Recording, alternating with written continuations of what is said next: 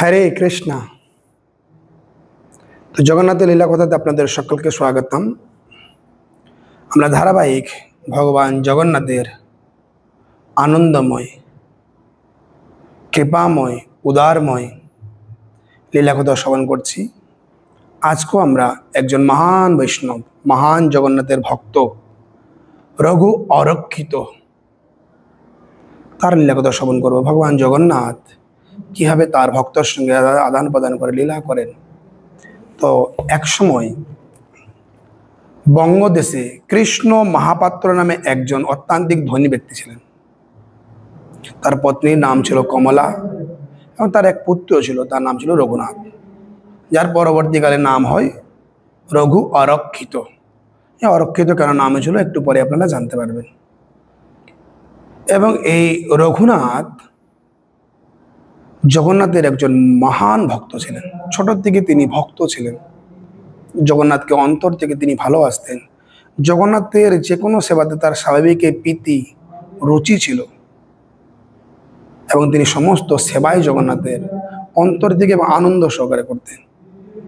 এই রঘুনাথ যখন 16 বছরে পদার্পণ করলেন, তখন তার পিতামাতা একজন সুন্দর স্ত্রীর সন্ধান করে রঘুনাথের বিয়ে দেবেন সেই কথা চিন্তা করেন।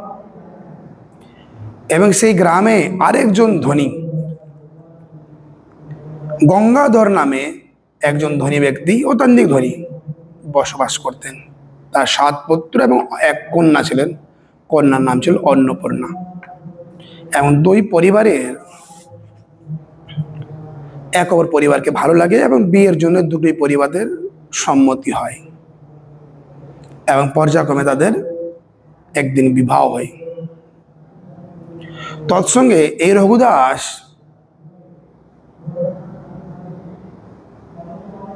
খুব দানী ছিলেন, তিনি দান করতে ভালোবাসতেন। তো তিনি এই দরিদ্রকে দান করতে গিয়ে কি তার এত দান করেছেন, তিনি নিজেই ফুটপাতে চলে এসেছেন, ভিখারি হয়ে গেছেন। এবং সেই যে শোক, টাকা পয়সা সমস্ত হারিয়েছে, তার বাবা সহ্য না করতে পেরে তার বাবা আত্মহত্যা করেছেন। এবং তার মাও এই শোক সহ্য না করতে পারে তিনি আগুনে ঝাঁপ দিয়ে প্রাণ বিসর্জন দিয়েছেন।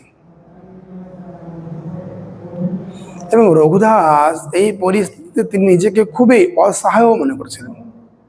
তিনি মনে করছিলেন, এখন আমি পিতামাতা হারা, আমার এই জীবনের আর কি দাম, আমি কি করবো আর? এই সমস্ত ব্রহ্মাণ্ডের মালিক হচ্ছে জগন্নাথ। আমি এক কাজ করি, আমি জগন্নাথের কাছে চলে যাই, আমি পুরী চলে যাই, সেখানে আমি থাকবো, ভগবানের নাম গান করবো, সেখানে জগন্নাথের অল্প মহাপ্রসাদ যা পাবো সেটা খেয়ে আমি জীবন ধারণ করব। ইভেন যদি আমি সেখানে মারাও যাই আমার অসুবিধা নেই, কারণ জগন্নাথ পুরী হচ্ছে পবিত্র ধাম, সেখানে মরলে আমার ঊর্ধ্বগতিই হবে। এই চিন্তা করে তিনি পুরীর দিকে রওনা দেন। এবং তিনি পুরীতে পৌঁছায়, সিংহদ্বার হয়ে গেলে জগন্নাথকে দর্শন করে, জগন্নাথকে প্রণাম করে প্রার্থনা করে কি, হে প্রভু, আমি এখন পিতামাতা হারা, আমার নাম রঘু, কিন্তু এখন আমি হচ্ছি রঘু অরক্ষিত। হে প্রভু, আমার রক্ষাকর্তা কেউ নাই, আমার লালন পালন করার কেউ নাই, একমাত্র আপনি আমার সর্বস্ব। তো আপনার চরণে আমি আত্মসমর্পণ করছি কি আমি আমার আপনার পৃথিবীধান অর্থে আমার জীবনকে আমি অতিবাহিত করব। এবং এই অরক্ষিত, রঘু অরক্ষিত বা রঘুনাথ বা রঘুদাস সেই পুরীতে অবস্থান করতে শুরু করেন। এবং তিনি তার জীবিকা নির্বাহ করতেন পুরীর বিভিন্ন বাড়িতে গিয়ে তিনি যা পেতেন, ভিক্ষা চাইতে যেতেন, যা পেতেন তা দিয়েই তিনি সন্তুষ্ট থাকতেন। এই কথা রঘুর শ্বশুর মশাই গঙ্গাধর যখন এই কথা শুনেন কি রঘু পুরীতে চলে গেছেন, এখন সে আর রঘুনাথ না, সে হচ্ছে রঘু অরক্ষিত, এবং তিনি পাগলের মধ্যে বিহেভ করছেন, সেখানে গিয়ে ভিখারির মতো বাড়ি বাড়ি গিয়ে ভিক্ষা চায়। তো তিনি, তার বাবা যেহেতু তিনি তার মেয়ের তার সঙ্গে তার বিয়ে দিয়েছে, তাই তিনি চিন্তা করলেন, তার মেয়ে নিয়ে তার একটা চিন্তা হলো কি এইরকম জায়গায় আমার মেয়ের বিয়ে দিয়েটা ভুল হয়েছে, আমি চাই না আর আমার মেয়ে তার সঙ্গে সংসার করুক। তাই রঘুদাসের শ্বশুর তিনি প্ল্যান করলেন আমার মেয়েকে অন্য জায়গায় বিয়ে দেব, এবং তিনি আরেকজন ধনী ব্যক্তির সঙ্গে তিনি তার মেয়ের বিয়ে ঠিকও করে দেয়। বসু মহাপাত্র বলে আরেকজন ওই গ্রামে একজন মহান অনেক বড় ধনী ছিল, তার পুত্রের সঙ্গে তার বিয়ের দিন ঠিক হয়ে যায়। ঠিক ফাল্গুন মাসে তার বিয়ের দিন ঠিক হয়। এবং অন্নপূর্ণা যখন এই কথা শ্রবণ করেন, কারণ অন্নপূর্ণা ছিলেন প্রতিব্রতা নারী এবং তিনিও ছিলেন মানে খুবই সচ্চরিত্রবান, তিনি খুব নম্র, খুব বিনম্র এবং ভগবানের প্রতি স্বাভাবিকভাবে প্রেম ভক্তি রাখতেন। তিনি মনে মনে করলেন কি আমার বাবা এই একজন অন্য কারোর সঙ্গে বিয়ের বন্দোবস্ত করেছেন, আমার প্রতি জীবিত থাকতে আমি এটা কি করে করতে পারি, আমার প্রতি এখনোই পৃথিবীতে রয়েছে, তাই আমি অন্য কাউকে কি করে বিয়ে করতে পারি। তখন তিনি ভগবান জগন্নাথের কাছে প্রার্থনা করে, হে জগন্নাথ, হে নীলাচলপতি, হে রক্ষাকর্তা, হে পতিত পাবন, হে কৃপাময়, হে দয়াময়, হে করুণার সিন্ধু। এভাবে তিনি আর্তনাদ করতে থাকেন, বলতে থাকেন তিনি কি হে জগন্নাথ, আপনি হচ্ছেন হস্তিরাজ গজেন্দ্রকে আপনি মহাবিপদ থেকে রক্ষা করেছিলেন এবং কৌরবদের হাত থেকে আপনি দ্রৌপদীর বস্ত্রহরণ থেকে আপনি তাকে রক্ষা করেছিলেন। আমিও একজন অবলা, আমার স্বামী থাকতে আমি অন্য কাউকে কি করে বিয়ে করতে পারি। হে প্রভু, আপনি আমাকে এই বিপদ থেকে রক্ষা করুন এবং এই বিপদ থেকে আমি কি করে বেরোবো, আমাকে পথ দেখান। এভাবে প্রার্থনা করেন। তিনি চিন্তা করেন কি পুরী কারা যাচ্ছেন, তিনি সেই সন্ধান করেন এবং তিনি তার গ্রামে দেখেন কি কিছুজন পুরী যাচ্ছেন এবং সেই পুরী যাত্রী থেকে তিনি বলেন কি তোমরা আমার একটু হেল্প করবে, আমি তোমাদের একটা চিঠি দিচ্ছি, আমার স্বামীকে এই চিঠিটা দেবে। ওরা রাজি হয় এবং তিনি একটা চিঠিতে লেখেন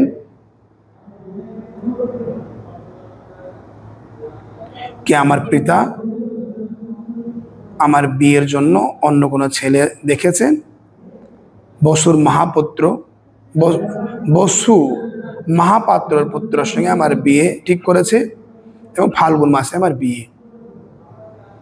তো আমি আপনাকে অনুরোধ করছি, আপনি থাকতে আমি অন্য কাউকে বিয়ে করব না। তাই আপনি যদি 10 দিন মাথায় না আসেন, এসে আমাকে এই সমস্ত বিপদ থেকে রক্ষা না করেন, তাহলে আমি কিন্তু প্রাণ বিসর্জন দেব। আর এই সমস্ত প্রাণ বিসর্জনের দায়িত্ব হবেন, মানে একজন স্ত্রীর মৃত্যুর দায়িত্ব হবেন আপনার। এভাবে চিঠি নিয়ে তিনি লিখে খামে ভরে সেই তীর্থযাত্রীকে দিয়ে দেন এবং তীর্থযাত্রী পর্যায়ক্রমে তিনি জগন্নাথ পুরীতে যান এবং জগন্নাথকে দর্শন করেন। কিন্তু তিনি এই অন্নপূর্ণার চিঠির কথা ভুলে যায়নি, তাই তিনি সেখানে খুঁজতে শুরু করেন। এই অন্নপূর্ণা বলেছিলেন কি আমার প্রতিদেবের নাম হচ্ছে অমুক রঘুদাস বা এখন রঘু অরক্ষিত, এবং তিনি পুরীতে কি করছেন, বিভিন্ন বাড়িতে তিনি ভিক্ষাবৃত্তি করে জীবনযাপন করছেন। তখন তিনি সেইভাবে যাকেই দেখেন এই রঘু অরক্ষিতর তিনি নাম জিজ্ঞাসা করেন এবং তিনি বলে কোথায় পাবো। এরকম করে অনেক দিন অতিবাহিত হয়ে যায়। তিনি একদিন সঙ্গীয় দ্বারে এই রঘু অরক্ষিতকে দেখতে পায় এবং রঘু অরক্ষিতকে তিনি এই চিঠিটা দেয়। আর রঘু অরক্ষিত যখন এই চিঠিটা পড়েন তখন তিনি খুবই চিন্তিত এবং তার স্ত্রীর কথা মনে পড়ে তার। কিন্তু তিনি দেখছেন কি আমার কি করণীয়, আর কিছু করণীয় নয়। এখানে লিখেছেন কি 10 দিনের মাথায় তুমি যদি না আসতে পারো তাহলে আমি প্রাণ বিসর্জন দেব। তিনি নির্ণয় করে নিয়েছে। কিন্তু রঘুদাস দেখলেন কি আমার দ্বারা 10 দিনে যাওয়া কোনোভাবেই সম্ভব না, এখন এখান থেকে যেতেই 10 দিন লাগে, কিভাবে আমি যাব। তখন তিনি জগন্নাথের কাছে যান, জগন্নাথের কাছে প্রার্থনা করেন, হে অনন্তকোটি ব্রহ্মাণ্ডের মালিক, হে নাথ, হে করুণাময়, হে দয়ার সিন্ধু, হে কৃপার সিন্ধু, প্রভু আপনি অন্তর্যামী, আপনাকে আমি কি বলবো।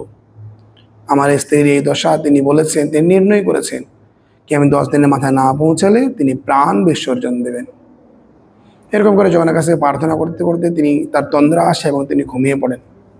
তখন ভগবান জগন্নাথ তিনি প্রেতাত্মা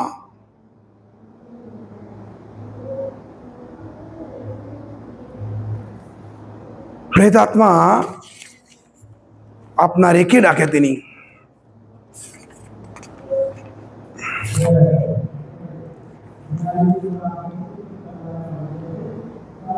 তিনি একজন প্রেত তোমাকে ডাকেন, একটু আমি তার নামটা ভুলে যাচ্ছি, দেখি।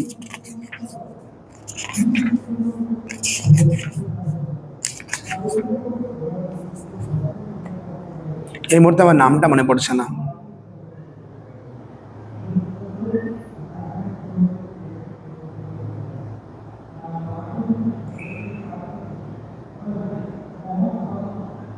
যাই হোক, একজন প্রেমাত্মা আত্মাকে ডাকেন এবং তিনি কি করেন, এই রঘুদাসের নির্দিষ্ট অবস্থা দেখে তিনি একটা দৈবক্রমে তিনি একটা সুন্দর বিছানার বন্দোবস্ত করেন এবং সেই বিছানাতে নিয়ে তিনি এই রঘুদাসকে ওই তার শ্বশুর বাড়ির দুয়ারে ওখানে রেখে দেন এবং তিনি চলে আসেন। যখন সকালবেলায় এই রঘুদাসের বা রঘু অরক্ষিতর ঘুম ভাঙে, তখন তিনি দেখেন আমি যেখানে ঘুমিয়ে আছি এই জায়গাটা তো সেই জায়গা নয়। তারপর তিনি আশেপাশে লোককে জিজ্ঞাসা করতে শুরু করেন এই জায়গাটা কোন জায়গা। তখন সেই গ্রামের নাম বলে এটা হচ্ছে এই জায়গা। তখন তার আস্তে আস্তে মনে পড়ে কি আচ্ছা এটা এই জায়গা, এটা আমার শ্বশুর বাড়ি। তারপরে তিনি শ্বশুর বাড়ি অবস্থা দেখে তিনি বাড়িতে গিয়ে বলেন কি আমাদের জামাইবাবু এসছে, বাড়ির ওখানে বসে আছে, কত নগরা, কত কি ইত্যাদি। তখন যখন এই কথা অন্নপূর্ণা শোনে তখন তিনি মনে প্রাণে প্রচন্ড আনন্দিত হয় এবং তার স্বামীকে দর্শন করার জন্য, তার স্বামী ফিরে এসছেন, তিনি বাইরে বেরিয়ে আসেন। বাকি পরিবারে যারা ছিল তারা খুব একটা প্রসন্ন ছিলেন না, কারণ তারা চাইতেন না কি রঘুদাসের সঙ্গে তার মেয়ে আবার সংসার করুক। কিন্তু ওনারা লোকলজ্জার জন্যে, ওই যে পেতমাতামা বলছিলাম সেটা হচ্ছে আকবর, না আকবর না, তো তারা লোকলজ্জার জন্যে বেতাল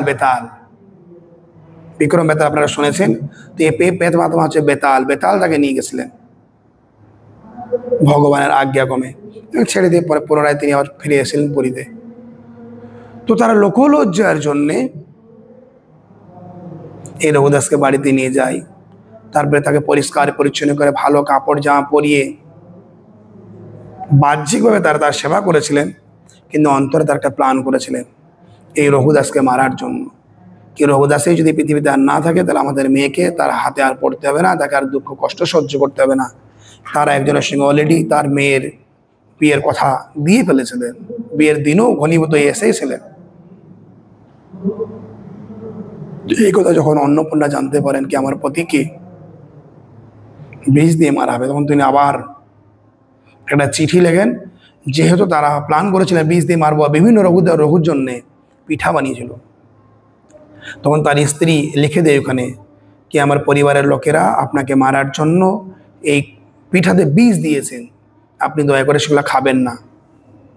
এবার রঘুকে সেগুলো দেয়, আর রঘুর দৈবক্রমে ওই পিঠেটায়, যে পিঠের ভিতরে তার স্ত্রী ওই চিঠিটা দিয়েছিলেন, একটা ছোট্ট কাগজে লিখে দিয়েছিলেন, সেটা তিনি কামড় দেন এবং সেটা পায়, সেটা কিন্তু দেখেন।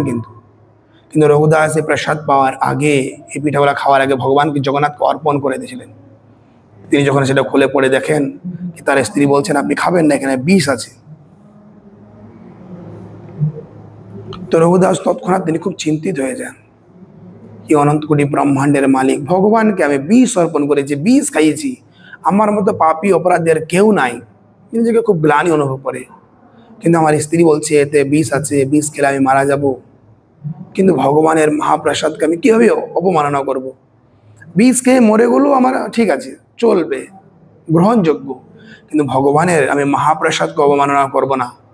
তাই তিনি কি করলেন, সেই সমস্ত বিষযুক্ত প্রসাদ তিনি আস্বাদন করলেন এবং রঘুদাসের শরীর থেকে প্রাণ চলে গেল।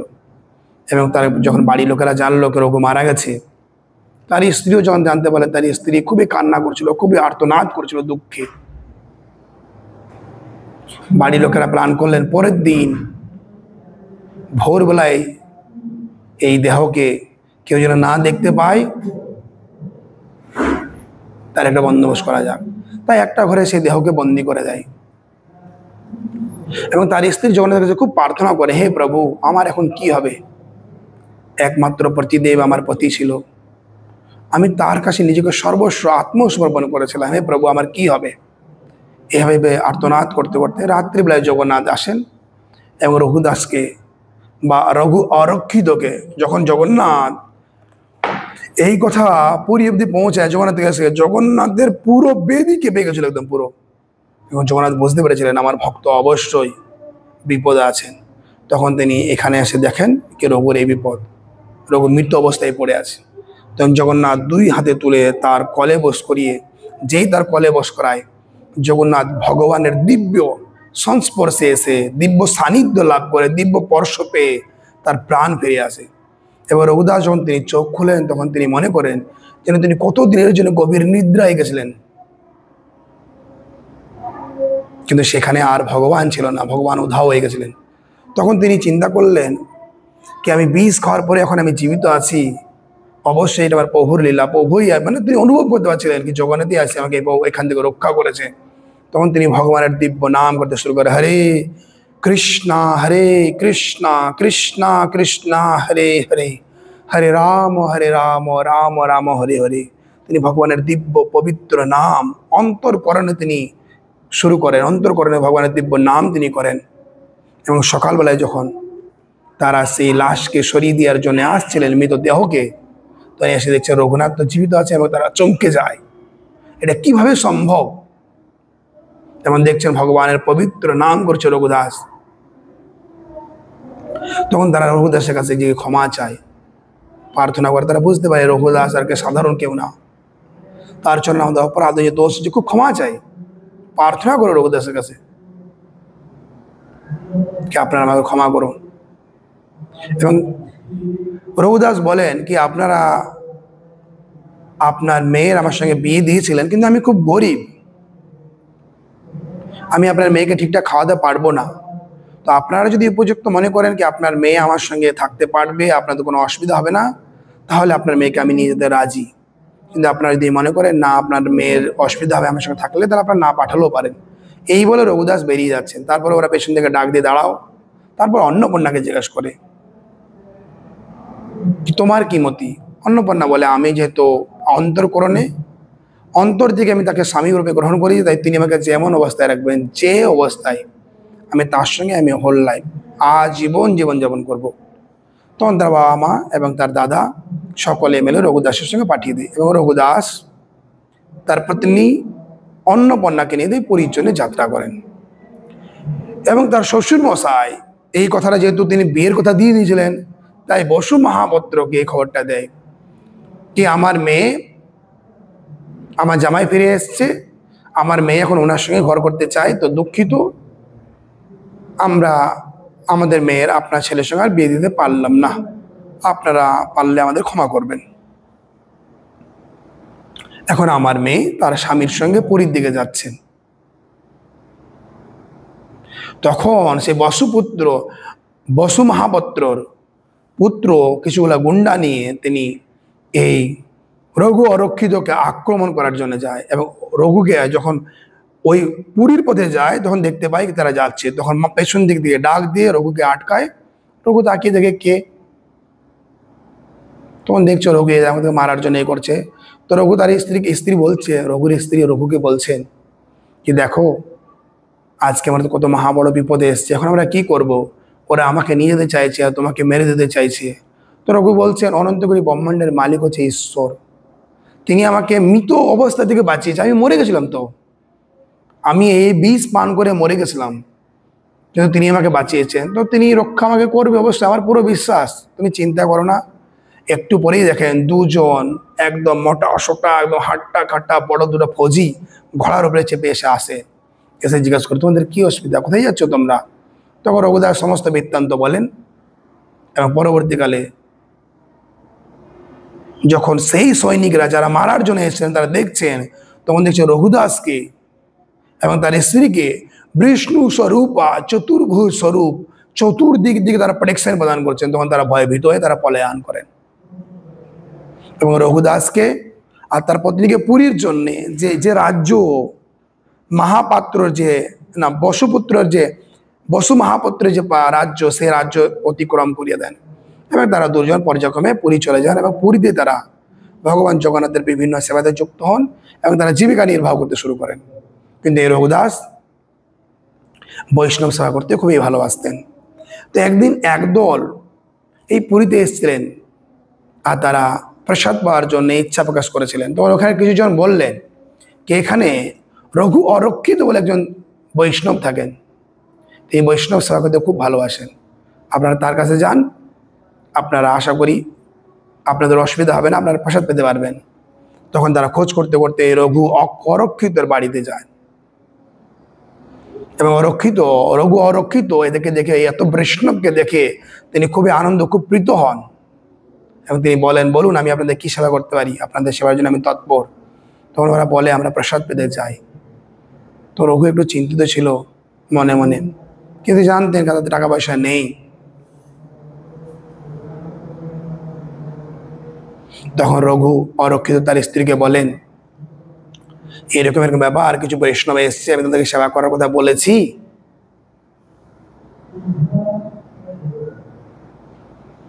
তোমাদের তো কিছু নাই, কি করা যায় তাহলে তুমি বলো। তখন ওর স্ত্রী বলে, তুমি এক কাজ করো, আমার অনেক গয়না আছে, তুমি এগুলা নিয়ে যাও, সেই সোনারিকে তুমি বিক্রি করে দাও, তারপর টাকা নিয়ে এসে বৈষ্ণব সেবা করো। তো রঘু বলে কি, দেখো আমি তো একজন ভিখারি, গরিব, আমি এগুলা নিয়ে গেলে লোকেরা আমার নিন্দা করবে, তুমি একজন রাজকন্যা, ঠিক আছে তুমি নিয়ে যাও, তুমি একজন ধনী পরিবারের মেয়ে, ঠিক আছে। তখন তিনি ওই যারা সোনা বিক্রি তাদের কাছে যায় এবং তিনি এই প্রস্তাব দেয় কি আমি সোনার বিনিময়ে আমার কিছু টাকা লাগবে, টাকার দরকার আছে। তো কিন্তু ওই যে সোনারি, তিনি বদমাশ ছিলেন, কুচরিত্রবান ছিলেন। তখন তিনি বললেন কি আমার সেবা লাগবে না, আমার এই সোনাগুলো লাগবে না, তুমি যদি আমাকে সম্ভব করতে দাও তাহলেই তোমাকে আমি টাকা দেব। এবং তার স্ত্রী সে কথা শুনে তিনি ফিরে আসেন এবং তিনি তার স্বামীকে সমস্ত কথা বলেন। এবং রঘুদাস তখন তুমি বলেন, রঘুদাস কি তুমি তার কথাতে সম্মতি দিলেন না কেন? তুমি সম্মতি দিলে আমি বৈষ্ণব সেবা করতে পারতাম, তুমি দেখো আমার কি অবস্থা, বৈষ্ণবরা এসছে। তখন উনি তার স্ত্রী বললেন কি, দেখুন প্রভু, আমি আমার জীবনটা সম্পূর্ণ আপনাকে সমর্পণ করেছি, তাই আমি আপনাকে জিজ্ঞাসা করতে এসেছি, যদি আপনি বলেন কি আমি ওনার প্রস্তাবে সম্মতি দিই, তো আমি অবশ্যই সম্মতি দেব। তখন তিনি গিয়ে বললেন কি আমি আপনার মনে ইচ্ছা পূর্ণ করতে চাই, তো আপনি আমাকে টাকা দিন, কালকে আপনি আমার বাড়িতে আসবেন এবং আপনার মনে ইচ্ছা আমি পূর্ণ করবো, আজকে আমি বৈষ্ণব সেবা করি। তখন সেই সোনারি তাকে টাকা দেয় মনের আনন্দে, এই কালকে আমি এইরকম একজন সুন্দরীকে উপভোগ করতে পারবো। এবং রঘুদাস বা রঘু অরক্ষিত তার স্ত্রী সুন্দরভাবে বৈষ্ণব সেবা করেন এবং সেই সমস্ত বৈষ্ণবরা খুব প্রীত হয় এবং বিভিন্ন আশীর্বাদ দেয় এই রঘুদাসকে, এবং রঘুদাসও খুব প্রীত হয়। এবং রঘুদাস বলে, তুমি মনে রাখো ওই কিন্তু সোনারি আজকে আসবে, তুমি খুব ভালো করে তার সেবা যত্ন করবে, আমাকে যেমন সেবা করো তার থেকেও ভালো সেবা করবে। আর রঘুদাস পাশের বাড়িতে চলে যায় এবং সে সোনারি আসে, সেই সোনারিকে তিনি সুন্দর করে পদধূত করে ইত্যাদি করে ডেকে আপ্যায়ন করে সেবা করতে চায়। বলেন তো আপনি আসুন, কিন্তু সেই সোনারি দেখেন কি শুধুমাত্র এই রঘুদাসের পত্নী সেখানে বসে নাই, সেখানে ভগবান বিষ্ণুর চতুর্ভুজা রূপা স্বয়ং শ্রীহরি সেই বিছানায় বসে আছে, মনে হচ্ছে যেন শ্রীহরি মাতা লক্ষ্মী বসে আছে। তিনি দেখতে পাচ্ছেন যেন মনে হচ্ছে মহাদেব মাতা পার্বতী বসে আছেন। তিনি এটা দেখে তিনি নিজেকে খুব গ্লানি অনুভব করে, তিনি নিজেকে খুব ঘৃণ মনে করে কি আমি কেমন অচরিত্রবান মানুষ, বদ চরিত্রবান মানুষ, নির্লজ্জে মানুষ, কি আমার মায়ের মতো একজনকে আমি উপভোগ করার চেষ্টা করেছি, আমার ঘোর অপরাধ হয়েছে, পাপ হয়েছে। এবং তৎক্ষণাৎ তিনি সে অন্নপূর্ণার চরণে পতিত হয় এবং ক্ষমা চায়। এবং অন্নপূর্ণা বলে, আপনি কি করছেন এটা, আপনি আমার চরণে পতিত হচ্ছেন কেন?